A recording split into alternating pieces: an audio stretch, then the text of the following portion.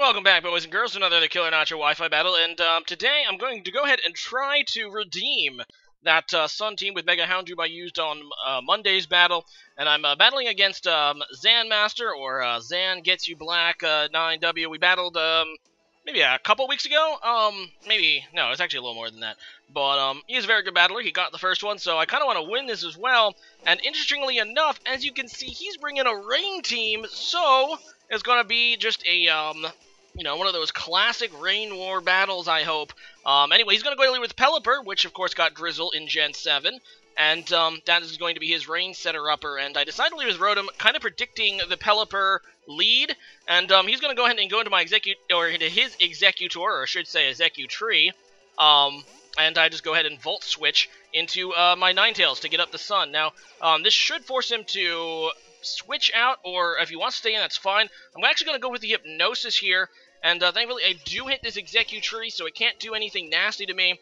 And yeah, I can't really afford to do anything, though, because if I go for a Fire Blast or even a Solar Beam, obviously him switching into Pelipper pretty much negates anything I can do. So I decided to actually predict the Pelipper switch in here and go into my Rotom Wash again, which obviously is going to be able to scare this thing away with Volt Switch, and I can just keep abusing this fact. As long as I can keep predicting a Pelipper switch in, I can double switch, and that's going to be a really nice matchup for me.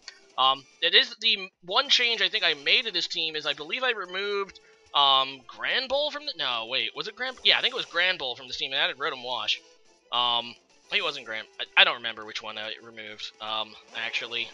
Either way, gotta go back into Ninetales now, and that's gonna go ahead and set up the drought as he goes into Executree, which, like I said, can't really do anything to me. This time, though, I decided to switch out into my Venusaur, which, of course, is this Chlorophyll Venusaur. It's a bulky Chlorophyll Venusaur.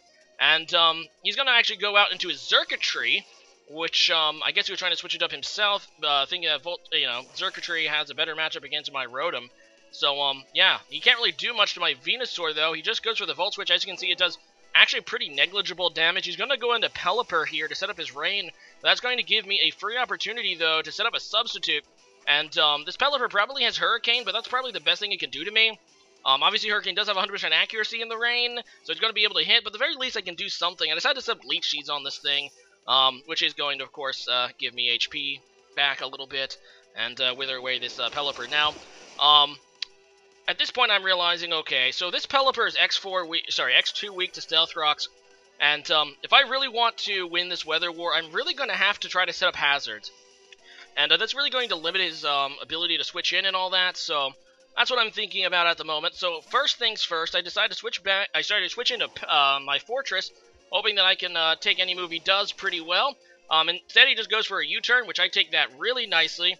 And yeah, I'm going to be able to, in fact, get up back to my full health so I can, get my Sturdy ability triggered again as he goes out into Araquanid, which is going to be able to do a lot of damage with Liquidation in the Rain.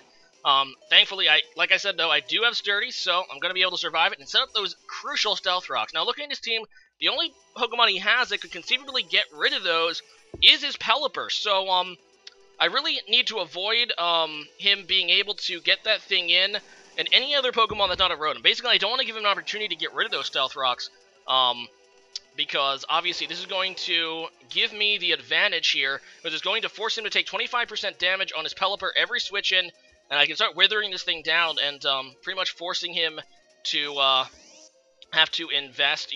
He basically has a cost to being able to set up the Rain, which is huge. So he is going to go into Pelipper. I predict that switch in, going out to my Rotom, and as you can see, those double switches with Rotom Wash are strong against Pelipper. He cannot, even if he has Defog, stay in and Defog, and I can just pretty much Volt Switch without fear. He has no Pokemon that's straight up immune to electricity. In fact, his only resistance is that, I believe, no, is this Xurkitree and his Executree. So his two trees, I guess.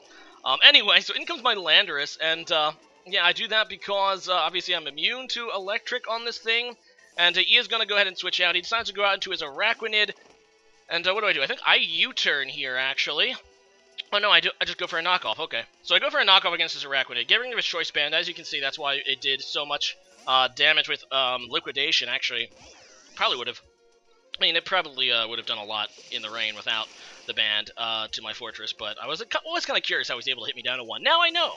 But I'm just going to go back into Rotom Wash and just go for a Volt Switch. Now, here he could have the opportunity, if he wanted to go into Pelipper again and conceivably Defog. So I'm just going to go out here into my Landorus, but he decides to go into Poliwrath, which probably has Swift Swim. And, yeah, he still has his Rain up, so I'm just going to go ahead and switch out. I decided to go into Ninetales. Now, even if he does go for a Water move, with the Sun up, it shouldn't do that much damage. I mean, it probably still will do a little bit because of the weakness.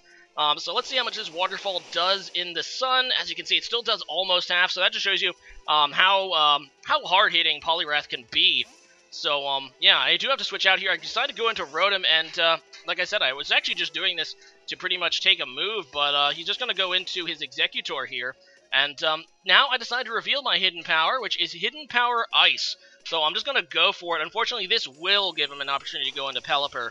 And I'm like, okay, well, he's probably going to get off a Defog, but if he does have it, I should be able to at least 2-hit KO him with Hidden Power Ice at this point. Now, he ends up not even having the Defog, which is a surprise to me, considering how weak his team is actually to Stealth Rocks overall. Instead, he is just going to go for the Roost, and he's I believe he said... not a Defog user. He has Hurricane and Hydro Pump, as well as this Roost. So, not carrying Defog, so kind of makes my trying to overpredict this thing switching kind of pointless. But that is a very good thing for me. He does carry Roost though, so he's able to get some HP back on his Pelipper.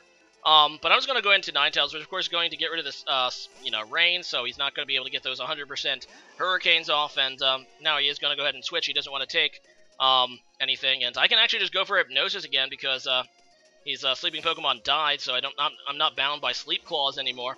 So yeah, I'm just gonna go back into Landorus now against this thing in case he wants to go for his what is that ability? What is that move called? The priority move.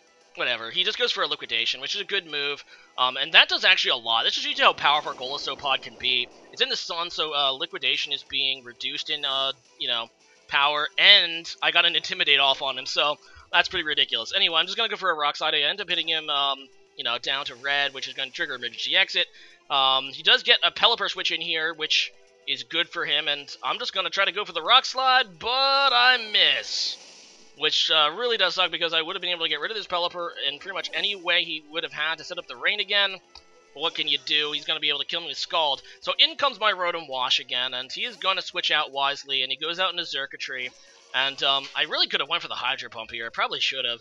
That would have been like a pretty darn surprising play. Instead, I just decided to play it safe with the Volt Switch. And, yeah. Just going to go into Venusaur now, and like I said, I'm pretty confident this thing can't do anything to me. He didn't reveal a hidden power last time I was out, so... that's kind of whatever. He's going to go and just go for that Thunderbolt, so a slightly stronger move. But as you can see, I take that really nicely, which is kind of surprising considering how powerful Xurkitree is. But like I said, this is actually a bulky Venusaur with Chlorophyll, so that's pretty neat. Now, I do have Sleep Powder on this thing as well, so 2 ways to sleep things on my team. And being able to put that Xurkitree asleep, actually, that was probably the biggest threat, I think, remaining on his team, which is pretty excellent, so... I do decide to double switch now, predicting Pelipper, and I go on to Rotom, and this is amazing for me, because this Pelipper is officially dead. If he stays in, he's dead. If he switches, he's dead. This Pelipper is just gone, and that is huge, because, like I said, he has no way to set up the Rain again, so I can just set up my Sun, and there's nothing he can do about it. Anyway, he's going to go into Golisopod here for some reason, and it's just going to die. He could have used it as Death Fodder switch in at the very least, but guess he just either forgot about the Stealth Rocks or whatever. But either way, in comes Xurkitree.